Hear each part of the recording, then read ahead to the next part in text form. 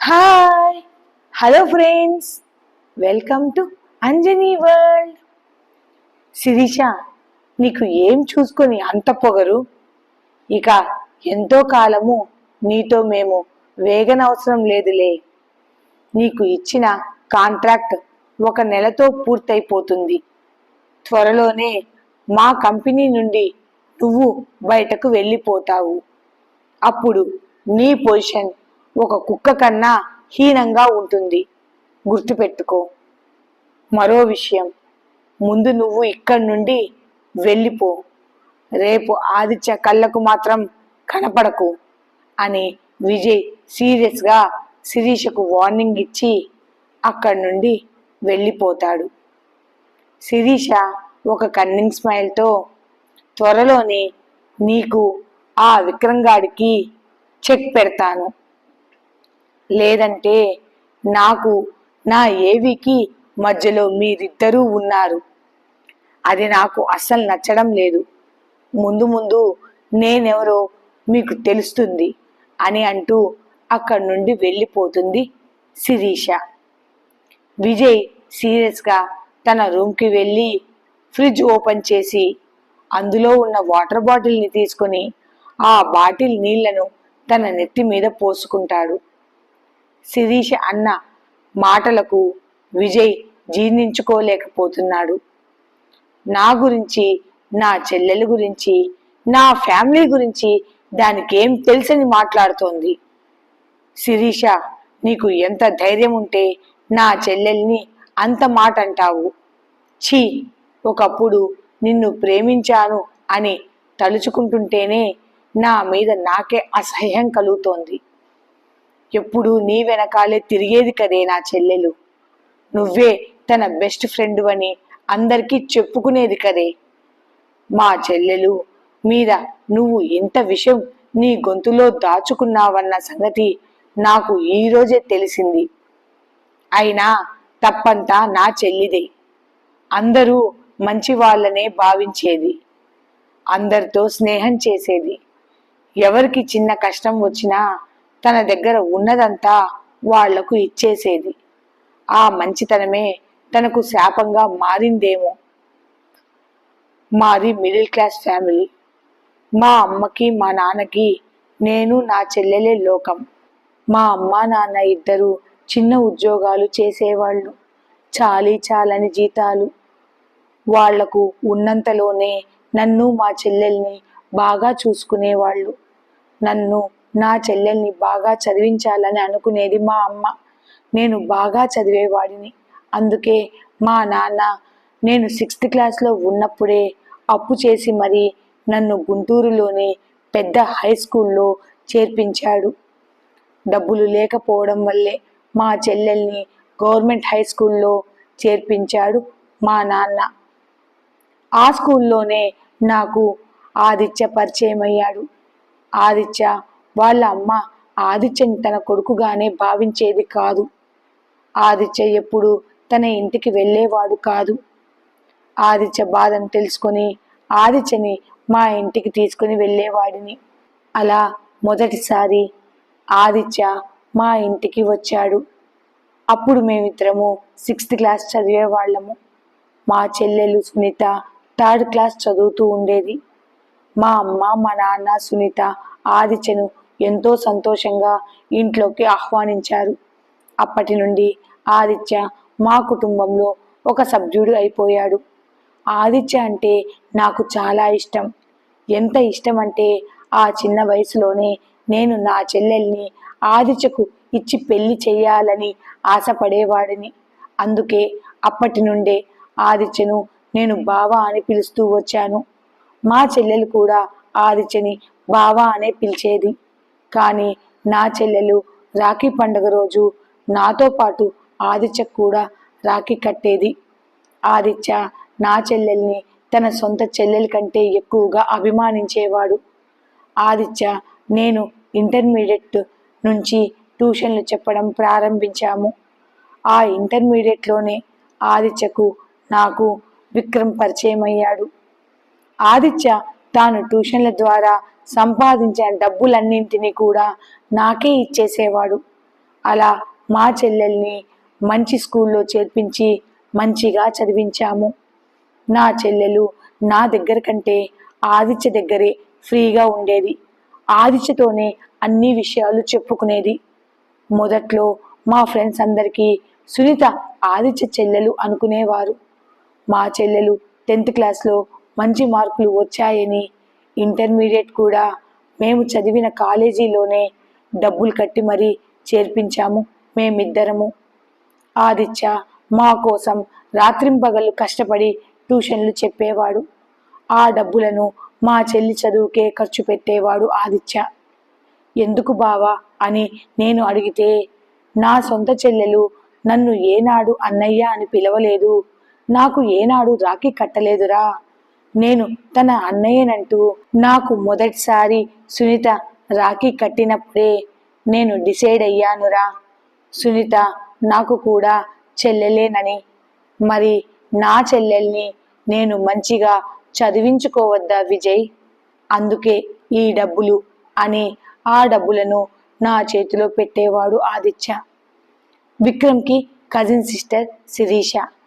నేను Aditya Vikram BTech first ఇయర్లో ఉన్నప్పుడు శిరీష మా కాలేజీలోని మా గ్రూప్లోనే జాయిన్ అయ్యింది.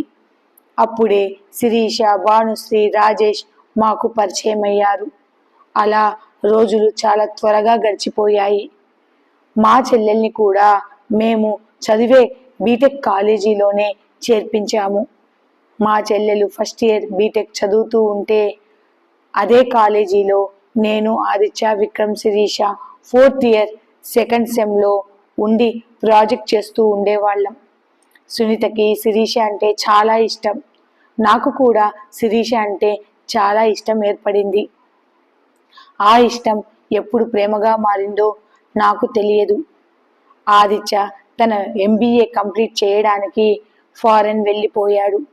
నేను, విక్రమ్, శిరీష, భానుశ్రీ, రాజేష్ ఇక్కడే మా MBAని కంప్లీట్ చేసుకున్నాము. ఆదిత్య ఇండియాకి వచ్చినప్పటి నుంచి సొంతంగా ఒక కంపెనీ పెట్టాలని, ఆ కంపెనీ పని మీదే నేను, ఆదిత్య, విక్రమ్ అందరం తిరిగేవాళ్ళం. నా ప్రేమను శిరీషకు చెప్పాలని శిరీషకు మొదటిసారి ప్రపోజ్ చేశాను. అప్పుడే శిరీష, నేను నిన్ను ప్రేమించట్లేదు, నీ ఫ్రెండ్ ఆదిత్యను ప్రేమిస్తున్నానని నాతో చెప్పింది. నా ప్రేమను నిరాకరించిందనే బాధతో నేను ఉన్నాను. సునీతకి, ఆదిత్యకి నా విషయం తెలిసి నన్ను ఓదార్చడానికి చాలా ట్రై చేశారు. కానీ శిరీష నా ప్రేమను కాదన్నందుకు నేను బాగా ఫీల్ అయ్యి డిప్రెషన్లోకి వెళ్ళిపోయాను. ఆదిత్య ఒక్కడే తన కంపెనీ పెట్టడానికి అప్రూవల్ కోసం ఎక్కడెక్కడో తిరిగేవాడు. సంవత్సరం నుండి సునీతను మేమిద్దరం సరిగ్గా పట్టించుకోలేదు. సునీతను మేము సరిగ్గా చూడలేదు, సరిగ్గా మాట్లాడడం లేదు. హాస్టల్లో ఉంటుంది, కాలేజీకి వెళ్తోందిలే అనుకునేవాళ్ళం. ఆ సమయంలోనే మేమిద్దరం సునీతను అసలు పట్టించుకోవడమే మానేశాము. మేము MBA చదువుతున్నప్పుడే సునీత ఎవరితోనో ప్రేమలో ఉన్నన్న విషయం మాకు ఎవరికీ తెలియదు. సునీత ఎవరి మాయలో పడిందో మాకు తెలియదు. ఎవరిని ప్రేమిస్తోందో కూడా అసలు ఏ విషయం మాకు తెలియదు. చివరికి చావు బతుకుల్లో ఉన్న సునీత మా కంటికి కనిపించింది. సునీతను కాపాడుకోవడానికి విశ్వ ప్రయత్నమే చేశాము మేమిద్దరము. కానీ ప్రయోజనం లేకుండా పోయింది. సునీత చనిపోయే ముందు నాకు, ఆదిత్యకి పెద్ద షాకే ఇచ్చింది. సునీత మాటలు విన్న ఆదిత్యకు తన కాళ్ళ కింద భూమి కదిలినట్లు అయింది. ఇందులో నీ తప్పు లేదు బావా, తప్పంతా నాదే, నేను తప్పు చేశాను, నన్ను క్షమించు బావా అని అంటూ ఆదిత్య చేతులను పట్టుకుని ప్రాధేయపడింది. అప్పుడు సునీత ఏం మాట్లాడుతోందో, అసలు ఏం జరిగిందో నాకు, ఆదిత్యకి అర్థం కాక, ఎవడమ్మా వాడు, చెప్పమ్మా అని అడుగుతున్నా సునీత ఆ వ్యక్తి పేరు మాత్రం చెప్పలేదు. పైగా సునీత చెప్పిన మాటలు విన్న ఆదిత్య నెత్తిన పిడుగు పడ్డట్టు అయ్యింది. చివరికి నా చేతుల్లోనే కనుమూసింది నా చెల్లెలు. ఆదిత్య సునీత వైపు చూస్తూ, ఎందుకు ఇలా చేశావు సునీత, నువ్వు నన్ను ఒక అన్నయ్యలా భావించావు కదా, నా విషయాలన్నీ కూడా నీకు బాగా తెలుసు కదా సునీత అని చాలా బాధపడ్డాడు. సునీత ఎప్పుడు ఒకరికి మంచే చేస్తుందే తప్ప కలలో కూడా ఎవరికి చెడు తలపెట్టదు. అలాంటి స్వభావం సునీతకి లేదు. ఆ విషయం బాగా తెలుసు ఆదిత్యకి. అందులో ఆదిత్య విషయంలో తప్పుడు ఆలోచన సునీతకు ఏనాడూ లేదు. ఆదిత్య నిజం తెలుసుకోవడానికి ఎన్నో ప్రయత్నాలు చేశాడు. అన్ని ప్రయత్నాలలోనూ సునీత చెప్పిందే నిజమని తెలిసింది. సునీత ఆదిత్య విషయంలో అలా ఎలా చెయ్యగలిగిందో నాకు ఇప్పటికీ అర్థం కావట్లేదు. నేను ఆదిత్య విక్రమ్ ఎంతగానో ఆలోచించైనా సునీత విషయం అంతు చిక్కకుండా పోయింది. ఆ సమయంలోనే సునీత చనిపోయిందని విషయం తెలిసి దిగులుతో మా నాన్న కూడా చనిపోయాడు. నా చెల్లెలు మా నాన్న ఇద్దరూ చనిపోవడంతో మా అమ్మ ఎవరితో మాట్లాడకుండా ఏడుస్తూ ఒక గదిలో కూర్చొని డిప్రెషన్లోకి వెళ్ళిపోయింది. సునీత ఇచ్చిన షాక్ నుండి నాకు ఆదిత్యకి కోలుకోవడానికి చాలా టైమే పట్టింది. చివరికి సునీత ఆదిత్యకు వదిలి వెళ్ళిన బాధ్యతను ఆదిత్య, నేను, విక్రమ్ స్వీకరించాము. సునీత ఆ దుర్మార్గుల చేతుల్లో ఎలా చిక్కుకుందో, సునీతని ఎవరు మోసం చేశారో తెలుసుకోవడానికి చాలా ప్రయత్నాలే చేశాము. కానీ లాభం లేకుండా పోయింది. నా చెల్లెలికి అవసరమైన టైంలో నేను అందుబాటులో లేకపోవడం వల్లే నా చెల్లెలు నాకు కాకుండా పోయింది అని ప్రతిక్షణం బాధపడుతూనే ఉన్నాను అని అనుకుంటాడు విజయ్. అలా సునీతని తలుచుకొని బాధపడుతూ గదిలో నేల మీదే పడుకొని ఆలోచిస్తూ ఎప్పటికో నిద్రపోయాడు విజయ్. ఆదిత్య శిరీషను చూసినప్పటి నుండి చాలా ఇరిటేటింగ్గా ఫీల్ అవుతూ తన రూమ్కి వెళ్ళి ఫ్రెష్ అయిన తన ఇరిటేటింగ్ తగ్గకపోయేసరికి తన వర్క్ మీద కూడా కాన్సన్ట్రేషన్ చెయ్యలేకపోతున్నాడు ఆదిత్య. అప్పుడే ఆదిత్య మొబైల్కి బావా మీరు హైదరాబాద్కు చేరుకున్నారా అని మధు దగ్గర నుంచి మెసేజ్ వస్తుంది. ఎప్పుడైతే ఆదిత్య మొబైల్ వైపు చూశాడో చక్కగా నవ్వుతూ ఉన్న మధు ఫోటో ఫోన్ డిస్ప్లేపై కనపడుతుంది ఆదిత్యకి. వెంటనే ఆదిత్య పెదవులపై చిన్న నవ్వు చేరింది. అలానే మధు పంపించిన మెసేజ్ కూడా ఆదిత్య ఓపెన్ చేసి చదువుతాడు. వెంటనే మరో మెసేజ్ వస్తుంది. నా డిన్నర్ ఇప్పుడే కంప్లీట్ అయ్యింది బావా, మరో 20 నిమిషాలలో నేను మన ఇంటికి బయలుదేరుతున్నాను అని ఆ మెసేజ్లో ఉంటుంది. ఆదిత్య వెంటనే నేను కూడా నా డిన్నర్ని కంప్లీట్ చేసుకొని హోటల్ రూమ్లోనే ఉన్నాను మధు, తమరు ఇంకా మన ఇంటికి వెళ్ళలేదా బంగారం అని మెసేజ్ చేస్తాడు ఆదిత్య. వెంటనే మధు లేదు బావా, మరో 20 నిమిషాల్లో మన ఇంటికి వెళ్తాను, ఇప్పుడు అందరూ నా పక్కనే ఉన్నారు, నేను మన రూమ్కి వెళ్ళి నీకు ఫోన్ చేస్తాను అని మధు మెసేజ్ పెడుతుంది. ఆదిత్య తన ఫోన్లో పెళ్లి చీరలో ఎంతో చూడముచ్చటగా రెడీ అయి ఉన్న మధు ఫోటో వైపు చూస్తూ, నీ చూపులో ఏదో మ్యాజిక్ ఉందే మధు, నేను ఎంత కోపంలో ఉన్నా, నాకు ఎంత వర్క్ ప్రెజర్ ఉన్నా నీ దగ్గరికి చేరి నిన్ను చూడగానే నాలో ఉన్న కోపం, వర్క్ ప్రెజర్ మొత్తం నా నుండి దూరం అయిపోతాయి. మధు మధు నీ పేరు పలకగానే నా పెదవులపై చిరునవ్వు వచ్చి చేరుతుంది.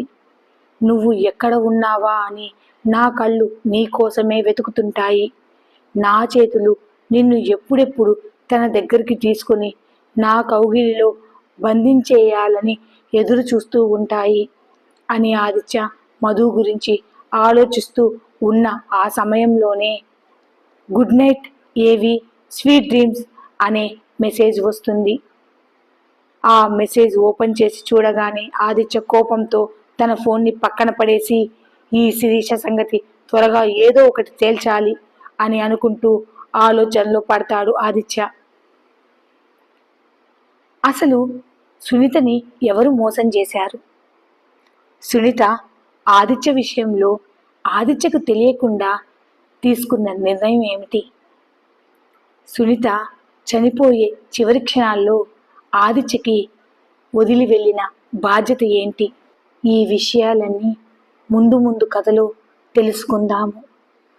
ఈ స్టోరీ మీకు నచ్చితే please like, share and subscribe. Thanks for watching. కొంచెం సబ్స్క్రైబ్ చేసుకోండి ప్లీజ్.